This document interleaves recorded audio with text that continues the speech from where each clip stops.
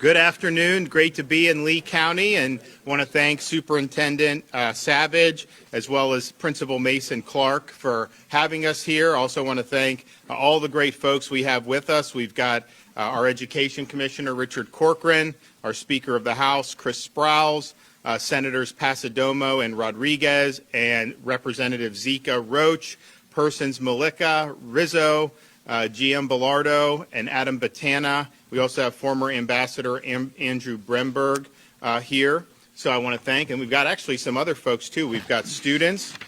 We've got the debate teams from Colusa Middle School, Three Oaks Middle School, Island Coast High School. We're going to be hearing from Sebastian Canizares. Where's he at? Oh, good. We're going to hear from him. He's going to deliver some remarks. He's really doing a great job. And we've got some other special guests here. So it's an honor to be here. We want to be known as the #1 state for civic literacy in the nation. And today we're going to sign 3 bills that address key pillars of our civic literacy efforts. It's crucial to ensure that we teach our students how to be responsible citizens. They need to have a good working knowledge of American history, American government, and the principles that underlie our Constitution and Bill of Rights. And these efforts are needed. A recent survey found that only 2 in 5 American adults can correctly name the 3 branches of government. More than a third of Americans cannot name any of the rights that are protected by the First Amendment to the U.S. Constitution. And in 2018, a poll found that only 36% of Americans could pass a multiple choice version of the citizenship test that our naturalized citizens have to take before becoming American citizens. And so we've got a lot of work to do. And what I like to remind people is as we do all these important things, I mean, reading, writing, math, all the different sciences, all this stuff, it's very important. Once students graduate high school, some will go to college, some of them will do other things, and we're big supporters of vocational education and some of the other alternative pathways. Whatever you do, this civics is going to be relevant because you are going to be a citizen. You're going to have to discharge the duties of citizenship, and we want people to be able to do that with a very strong foundation. So today we have 3 bills. The first bill I'll sign is House Bill 5. It does a number of really important things. One, it has the Department of Education. It tasks them with developing and approving an integrated civics curriculum. It's very important that students graduate high school with a key knowledge of certain key principles and facts. And I think that civics curriculum can really provide a guide to how that should be done. The bill also expands our previous efforts in civics to add a requirement for the high school government class that students receive instruction on the evils of communism and totalitarian ideologies. We have a number of people in Florida, particularly southern Florida, who've escaped totalitarian regimes, who've escaped communist dictatorships to be able to come to America. We want all students to understand the difference. Why would somebody flee across shark-infested waters, say leaving from Cuba to come to southern Florida? Why would somebody leave a place like Vietnam? Why would people leave these countries and risk their life to be able to come here? It's important that students understand that. Now, as part of this bill, Florida will create a Portraits and Patriotism library so students can learn about real patriots who came to this country after seeing the horrors of these communist regimes. We actually have folks here today. You'll hear from her in a minute, Anna Abauza. She came to the United States when she was a teenager, fleeing from Nicaragua when the Sandinistas brought socialism to that country. She graduated from the University of Florida, met a Venezuelan, and moved to Venezuela. Well, she had a great life there for a time, and then you had another socialist dictatorship take over and destroy her other country. So once again, she risked her life to come back to Florida with her family, making sure the next generation understands what people like Anna have had to go through for the rights and freedoms we enjoy in this country is exactly why that bill was written. I'm also going to be signing Senate Bill 1108. The bill bridges civics education between our high schools and post-secondary institutions by requiring state college and state university students to take both a civic literacy course and a civic literacy assessment as a graduation requirement. Currently, students are only required to do one. The bill further requires high school students to take a civic literacy assessment. Doesn't have high state consequences, but if you pass the test, you're exempted from the post-secondary test requirement. The bill also expands character development curriculum for high school juniors and seniors and includes instructions on how to vote. Finally, I'm signing House Bill 233. The bill requires colleges and universities to conduct annual assessments on the intellectual freedom and viewpoint diversity at these institutions. It used to be thought that a university campus was a place where you'd be exposed to a lot of different ideas. Unfortunately, now the norm is really these are more intellectually repressive environments. You have orthodoxies that are promoted and other viewpoints are shunned or even suppressed. We don't want that in Florida. You need to have a true contest of ideas. Students should not be shielded from ideas, and we want robust First Amendment speech on our college and university campuses. And I think that having intellectual diversity is something that's very, very important as we go forward. And I know a lot of parents, one of the things they worry about, if you send a kid to a university, are they just going to basically be indoctrinated? Are they actually going to be taught to think for themselves, challenge assumptions, and really be critical thinkers and learners? We obviously want our universities to be focused on critical thinking, academic rigor. We do not want them as basically hotbeds for stale ideology. That's not worth tax dollars, and that's not something that we're going to be supporting going forward. So these bills build off a lot of the work we've done since I took office. When I took office, we signed an executive order eliminating Common Core and establishing a series of objectives for the DOE to deliver high-quality standards and instruction in Florida schools, including civics education. And the legislature subsequently approved House Bill 807 in 2019. In 2020, Florida became the first state in the nation to adopt a kindergarten through grade 12 civic literacy book list in its English language arts standards. And 2 weeks ago, at my direction, the State Board of Education took action to stop critical race theory and the 1619 Project curriculum from being a part of our school system. We do not want curriculum that is judging students based on their race, and we do not want false history like you see with the 1619 Project. So in less than 1 month, the State Board of Education will adopt new kindergarten through grade 12 civics education standards. So we're excited to be here in Lee County. We have 3 Lee County schools that are participating in the Florida Speech and Debate Initiative. Recently, Commissioner Corcoran announced that the initiative will expand from 59 schools in 30 districts to 161 schools in 48 districts around the state. I want to take a moment to recognize some of the outstanding members of the Three Oaks Middle School debate team who joined us here today. We have Fiona Walsh, Tasia Maines, Isabella Grelick Amori, and then, of course, Sebastian, who's going to say a few words for us. I also want to recognize Eric Castro, who took first place in the Lincoln-Douglas-style debate, a one-on-one debate structured from the debates between Abraham Lincoln and Stephen Douglas from 1858 U.S. Senate campaign. And I know that people are being able to learn a lot more about civics. We appreciate the passion that a lot of these young people have. I really believe if we show concerted effort to make sure that this curriculum is available to folks, I think you're going to end up producing a lot of people who are going to do great things in our communities, because at the end of the day, the ideas that the country was founded on have been the key ideas for hundreds of years now. In terms of people doing great things and people achieving freedoms and going to new horizons. So I want to thank them for their involvement. I want to thank the legislature for their good work on this.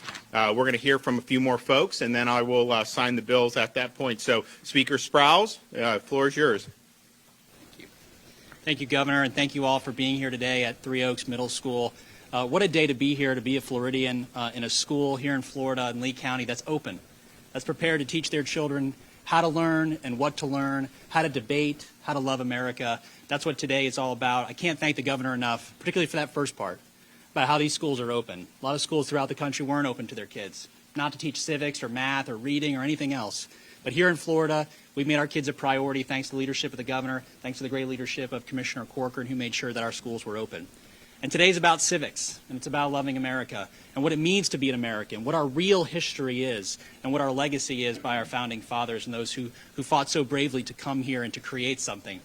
You know, it was many months ago now, but myself and Representative Zika, who sponsored the Portraits and Patriotism bill, started talking about how we learned about this country. I know Ardian will share his story about being an immigrant, but I learned about what it means to love America from my dad. I learned about what it was like to serve in the South Pacific in World War II from my grandfather. Commissioner Corcoran learned about what it was like to be in the Women's Air Force in Britain from his mom, who was a British citizen, and his dad, who was in the United States Army, who fought in World War II. That's how we learn. I learned about the Normandy invasion from a neighbor down the street who was on Omaha Beach. So we thought to ourselves, you know, no matter how many times you read something in a book, it just doesn't come alive the same way when you're sitting with someone or talking to them. And we saw this great program that was done by the Holocaust Museum, where they interviewed thousands and thousands of Holocaust survivors, asked them questions about what it was like to live during that time and to survive a concentration camp, what happened to their families, what kind of food did they eat, all kinds of questions. And they were able to answer back in this virtual setting and record those for posterity so long after those folks were gone. And we thought, what if we could do that same thing for people who fled to America, who had all the places in the world to choose to come, but they chose to come here to the United States because where they were from, freedom was a luxury and liberty was just a dream. What if we could interview those people and have young folks like those that are here today ask them questions and hear back about what it really means to live in a communist regime like that in Cuba, or to other totalitarian regimes like in Nicaragua or Venezuela. And that's what today is all about. And myself and Representative Zika, the members that are here today, gathered with the victims of communism months ago on the steps of the Capitol to make sure that we would achieve just that. And today, the governor will sign the bill, Portraits and Patriotism, that will allow that curriculum to be developed, to allow those interviews to take place, and more importantly, to allow our students to ask those people questions. But you know, eventually, those students who hopefully learn about America from those interviews, they will go on to higher education. And as the governor said, we are at great risk as a nation and as a state on the lack of intellectual diversity that is on our university campuses. You know, you hear a lot about things like critical race theory, you hear a lot of things about the 1619 Project. What you don't hear a lot about from our universities is the thing that matters the most, the diversity of thought, the diversity of ideas. We have decided that one ideological standard will win the day, but the thing is we're losing because we're not having real conversations. And some people watching will probably think to themselves, well, you know, those are a couple of Republicans talking about what they talk about. The reality is there's a great book called The Coddling of the American Mind. And it's all about an analysis of higher education throughout the United States of America and how since 2013, individuals who are going to their universities have been deprived of what so many of us had the benefit of, and that is to rigorous debates where we could say things, sometimes silly things, so that we could test out ideas to find out what it is we truly believe in. And that's what the intellectual diversity bill that Representative Roach and Representative Rodriguez, or Senator Rodriguez, who are here today, that's what they champion, to make sure that we, as agents of accountability, are making sure that our universities provide these kids, when they get to the universities, the opportunity to thrive and to engage in what is something that is uniquely American, and that is the exchange of ideas. Governor, I'm so grateful to be here, so grateful to be here with these great leaders. Great. Okay. Sebastian, want to come up?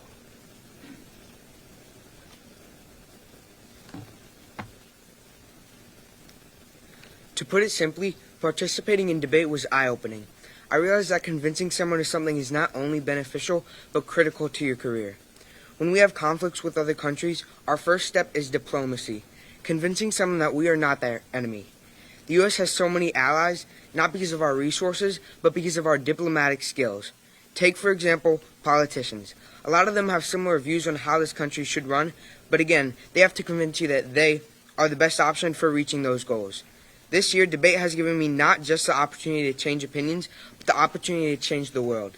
Debate is a tool that every child should have the opportunity to master, and if we could teach this skill to every kid, well, it would be a game changer. Because when you can persuade people to see things through your perspective, then you can get more done by reaching common ground. Good job.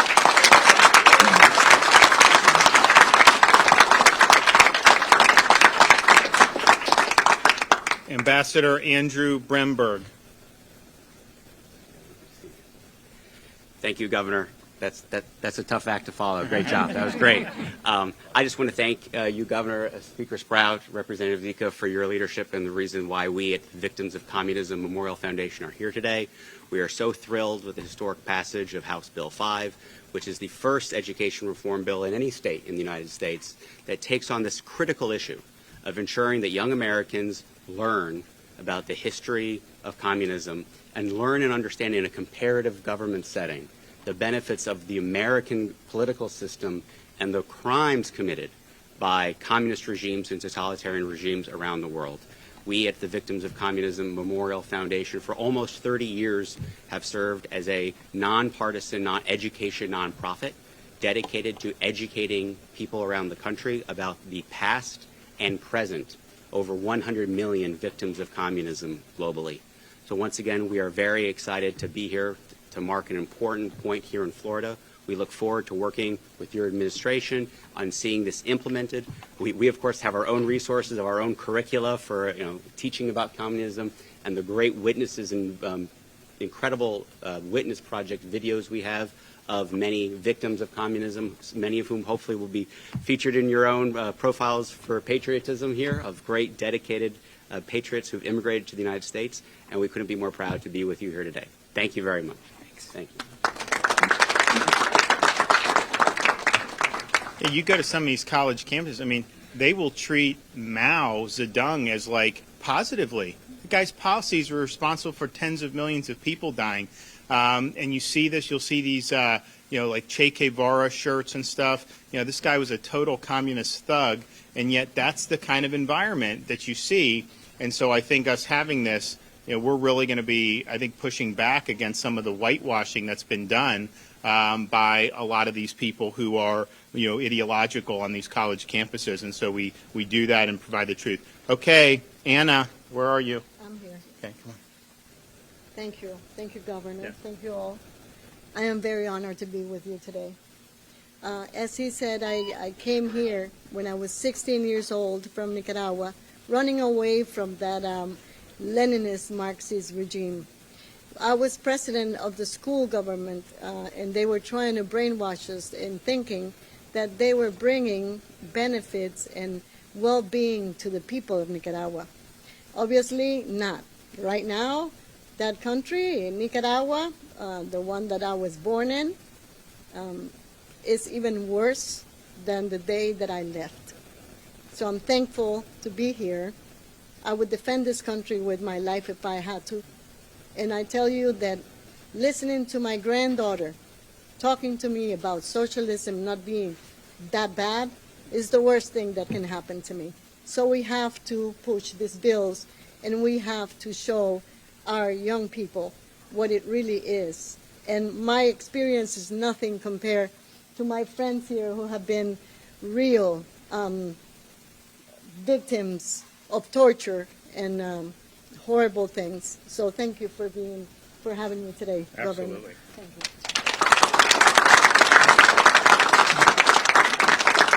Senator Rodriguez.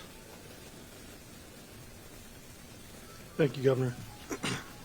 I want to start by saying I'm thrilled that the governor has called this bill signing ceremony. I'm going to echo what the speaker said. We're in a school here in the state of Florida that is open. For me, it's a bit of a homecoming because my son, Rhett, attended Three Oaks Middle School. And I can tell you from experience, not only is this school open, but the administrators and the teachers and the staff here are doing great work. And our teachers are giving the students who attend here a great education. So my hat's off to you. As far as the bill goes on intellectual diversity, the bedrock in higher education has traditionally been freedom of speech, viewpoint diversity, and the ability to have academic freedom. Across the country, those bedrocks are crumbling on higher education campuses. With this bill, we will ensure that here in the state of Florida, those bedrock principles remain, and our higher education will continue to be an education and not an indoctrination. And I want to thank the governor for signing this bill. It's critically important. Thank you, Governor. Thank you. Representative Roach. Thank you, Governor, and welcome again to Lee County. I just want to give a shout out to our partners here, starting with the Governor, with Speaker Sprouse, my partner in this effort, Senator Ray Rodriguez, Commissioner Corcoran, and also the district staff we have here and the teachers and students from Three Oaks. Thank you. You folks have made miracles happen over the past year. We appreciate it. And also to our SROs, who you can't see out of the camera angle here to my left, that are here to protect these students and do a great job with that every day. Thank you for your support.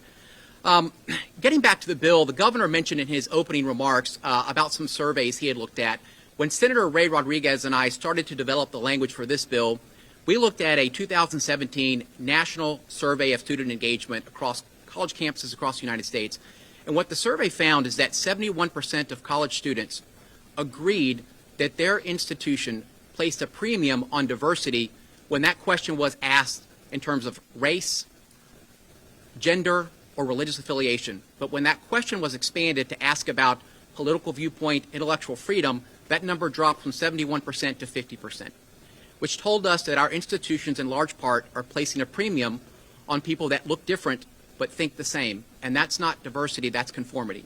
And I want to thank the governor for signing this bill today and signaling his commitment to keeping Florida's 12 state universities and 28 college systems, which serve well over 500,000 students, a marketplace of ideas. So thank you, Governor. Great. Thanks. Okay, Representative Zika. Thank you, Governor, for signing this important piece of legislation that passed both chambers in the legislature unanimously. America is a big place, a place of big dreams and unique achievements, where your place of beginning doesn't determine your place of becoming. I'm an American who began my American journey as an immigrant from Kosovo, and I'm proud to stand here today and tell you that I'm a proud American and a product of America's exceptionalism. When I came to America, I found a place to long for. I found a place to live. But more importantly, I found a place to love and fulfill my God-given potential. America is a unique place. Many, many immigrants from the time this nation was founded have come to our shores hungry for hope and thirsty for a better tomorrow. But because of America, that hunger was satisfied and that thirst was quenched. The question in front of us is very simple. Should we tell that story to children, to our children with generations to come? My answer is yes. Under House Bill 5, we have an opportunity to tell our American story to our children in Florida, from many who have hailed from countries around the world, have come to America, and have begun a new chapter in life and living the American dream. Only in America this is possible. Only in America that the son of Cuban refugees one day would become the first Cuban-American Speaker of the Florida House, Marco Rubio. Only in America, because everything is possible here. Only in America that a son growing up with limited economic means in Hope, Arkansas, that one day would become the governor of Arkansas and the president of the United States of America, President Bill Clinton. Only in America. Only in America can the son of Jamaican immigrant state, the first one, Colin Powell.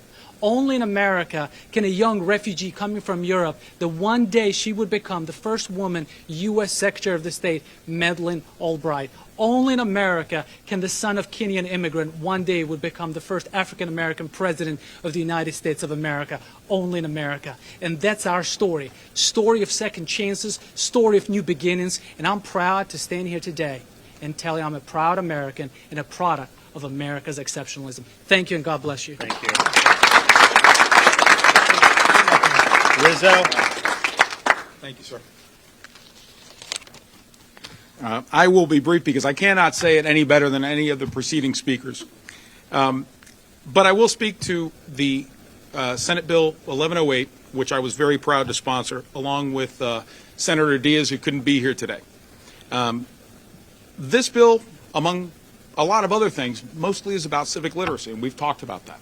And we know the importance of that. And this bridges the gap between high school to post-secondary education.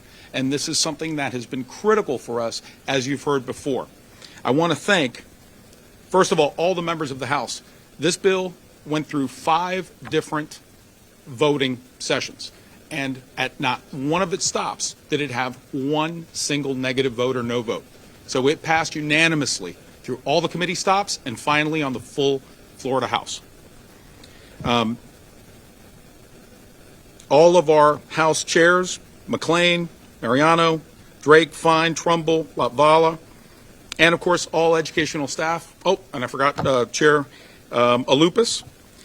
Speaker Sprouse, whose commitment to civic literacy has been a bedrock of the entire session. Commissioner Richard Corcoran, and of course his staff, who has been nothing but the best of friends to education here in the state of Florida, and hopefully will continue on for quite some time. Someone who's not here today, Dr. Robert Holliday of Tallahassee Community College, who has been the most vocal proponent of this legislation for years. And he is extremely happy that this is being signed today. And of course, our governor, who, just like the speaker, has been just a bedrock for civic literacy and being at the forefront of education. Florida is at the forefront of education in the United States, and it is going to continue, and I'm very proud to be a part of it. Finally, I want to thank not only all of the teachers out there in our school systems, but also all of those civics teachers that for so many years, and my professional life has been dedicated to education. A lot of civics teachers feel that they are underrepresented. They feel like they're irrelevant. And for years, I have heard, make us feel relevant, make us feel relevant. Well, today, thanks to this governor, thanks to the leadership of Speaker Sprouse and our Senate partners, they are relevant. Thank you very much. Dr. Savage. Thank you, Governor. On behalf of the School District of Lee County, it is my pleasure to welcome you, Governor DeSantis, Education Commissioner Richard Corcoran, and all of our legislators to Three Oaks Middle School. First off, Governor DeSantis and Commissioner Corcoran, we thank you for your steadfast leadership and continued focus on education, especially during this last year. While many parts of this country kept their buildings closed, our schools opened in August. You recognize that our districts are integral to not only the education of students, but to their health and the overall health of our community. You made bold decisions to keep Florida open and our residents working while ensuring their health and safety were protected. Doing that gave us the ability to offer our students opportunities that simply would not have happened had they all stayed home, which is why we're here today. I'm excited to be here with our debate teams from Three Oaks Middle School, Calusa Middle School, and Island Coast High School. These students and schools have benefited from grant funding provided by the Marcus Foundation through the Florida Civics and Debate Initiative. This unique program has created access and opportunities for students through rigorous civics education. The bills you will sign today will put them on track to become engaged citizens, learning how to negotiate different perspectives and engage productively with each other, with the goal of strengthening our constitutional republic for future generations. Our state has put forth the most ambitious set of standards of educational standards in the country, and we in the School District of Lee County accept that challenge. Because we know that there is no better fuel for our local economies than a robust school system, and there is no better engine for democracy than a powerful civics education. We're honored to have you here in Lee County and for your continued support and leadership of this great state. Thanks. Thank you. Appreciate it.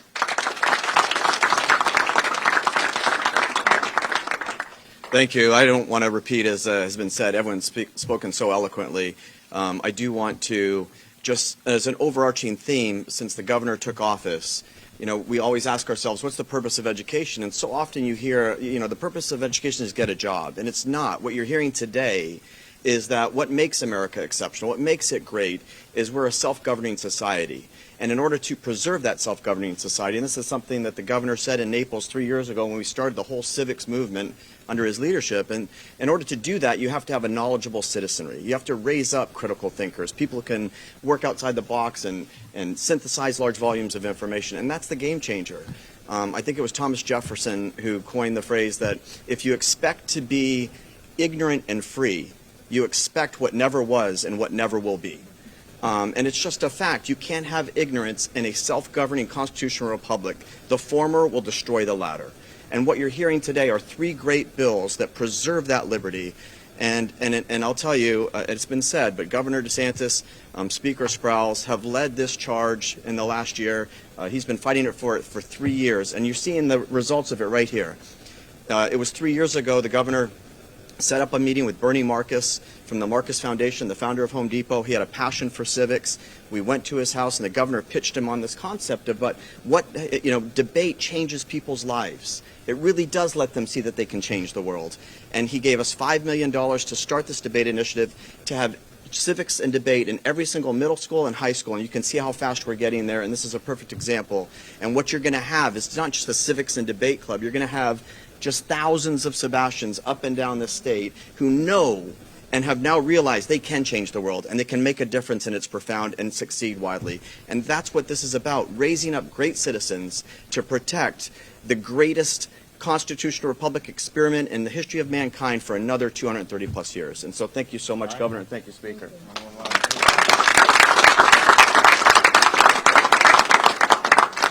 right, so if you guys want to gather around. All of these. Okay.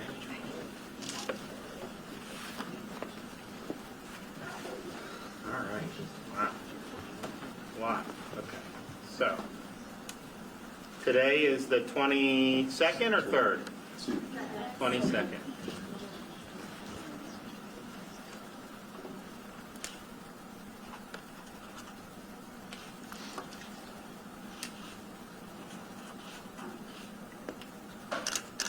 So this is HB 5.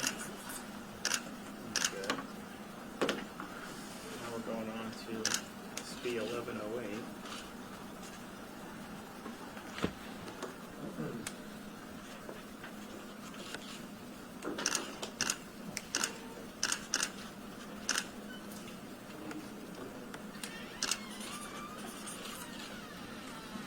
That.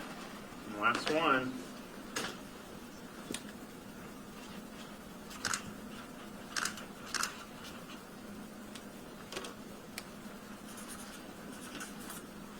All right, I'm going to need you to hold one of them up because I can't hold all three of them.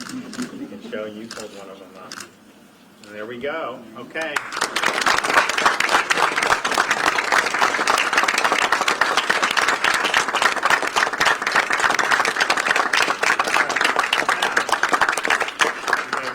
Pens. Okay. Who else wants a pen? All right. 1, 2, 3, 4. Anyone else? Okay. All right. Anyone else? Got one more. All right. Good stuff. All right. Good work, guys. Thank you, Governor.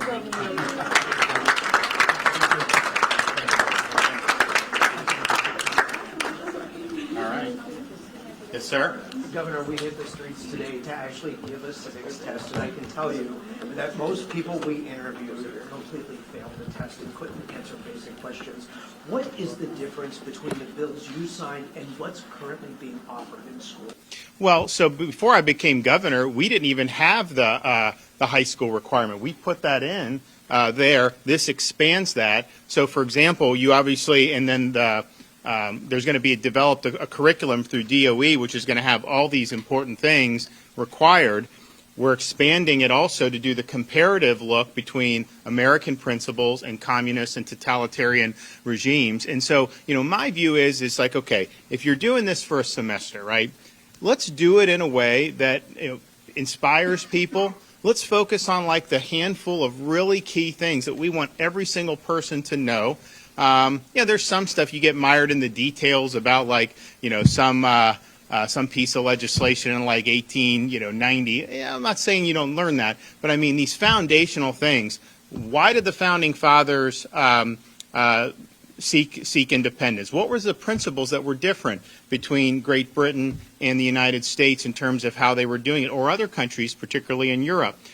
Where did power come from? Who ultimately has power? We believe power comes from our Creator to the people, not to the government. We, the people, create a constitution with the power that's our natural rights. How did the Bill of Rights come into existence? What were some of the issues that led to things like the Civil War? What were the stakes in World War II? What about the Cold War? So there's all these different things. Understanding the Bill of Rights, understanding other key amendments to the Constitution, understanding some differences between federal and state constitutions and how those are done. So there's all these different things that I think are fundamental. we're emphasizing this. We think this is very important, and I think these are going a long way to further. We're also going to have some other announcements over the next couple weeks. We're going to do even more with respects to the civics component, and particularly helping not just our civics teachers and providing bonuses if they go through some of the programs that we're asking for continuing education, but really civics is something that can be important in all kinds of different subjects. I mean, English, it could be important. If you're reading literature, particularly if it's about, the American experience. So there's a whole bunch of things that I think we want to do. And ultimately, these kids will probably all do different pathways in life. But, if you're somebody that's working in a skilled trade, somebody that becomes a physician, a banker, who knows? All of those people are going to be citizens. They're all going to be part of making sure that our country is able to preserve the freedoms that we possess. So I think this is something that's really important. And the legislature, I mean, these bills got pretty, by and large, big support. The intellectual diversity one had some dissent in both chambers, but, I think that's unfortunate. But I think by and large, we've got a lot of good support for this stuff. Governor, I'd like to ask a question of Commissioner Corcoran Sure. while I have him. Hi, you sent a letter to a local principal telling her that you found probable cause to sanction her for paddling a first grade girl. That could mean she could lose her educator's certificate. What went into your decision? Those are pending cases, and so we're really not allowed to talk about pending cases. Basically, the letter that I sent that outlined what's possible as far as discipline and what were the concerns is all I can talk about at this time. Can you talk a little bit about some of the aggressive action you've taken towards any school official that may have threatened that trust that parents have in the school system in general? Well, and that violation can take place in many ways. I mean, obviously, I think if you look over the last 2.5 years under Governor DeSantis' leadership, we've been whether it's a violation of indoctrination, we've dealt with that very harshly. Obviously, any kind of even a perception that's also based in law of improprieties in touching or whatever, all of those things, we've escalated all of our punishments over the last 2.5 years to make sure that our classrooms are 100% safe physically, safe emotionally, and safe intellectually. And I just the final thing I'll just say with the debate, I think it's really good that you guys are doing this. What I found is you can tell people that have not gone through that, then they end up in like a university where everyone has the same ideology and they do. And so they're never challenged on anything. They don't really know how to make the case because they just assume everyone agrees with them. And particularly in an era that we live in where, on social media, corporate media, a lot of these big corporations that have news divisions, they do narratives and they do partisan advocacy, basically. They're not really wedded to the facts. And I just think it's important to say, okay, we're debating issues. In order to debate somebody effectively, you got to have a grasp on the facts. You got to be able to show why your perspective is better. You can't just say your perspective is better because everyone in like a college faculty agrees with you. I mean, who cares? So I think you're learning thinking skills and reasoning ability that has kind of become a lost art in many schools across the country, and particularly, I think, on a lot of university campuses. And so these students who go through our debate initiative, I think by the time they get to the universities, if they're in a Florida university, we're going to have diversity of opinions. Some of these other ones you may not have as much, but I think you're going to have a sharper mind, and I think you're going to be in a situation where as things come up, you're going to scrutinize people's claims. You're not just going to accept kind of what they say on an ideological basis. You'll really want to see whether they're marshaling facts and whether their logic and reasoning is compelling. And I think that it's really good. So we had a lot of success with this already, and we're glad that we did it, and we're going to continue to do more. So congratulations, guys. All right, we'll see you guys soon. Bye.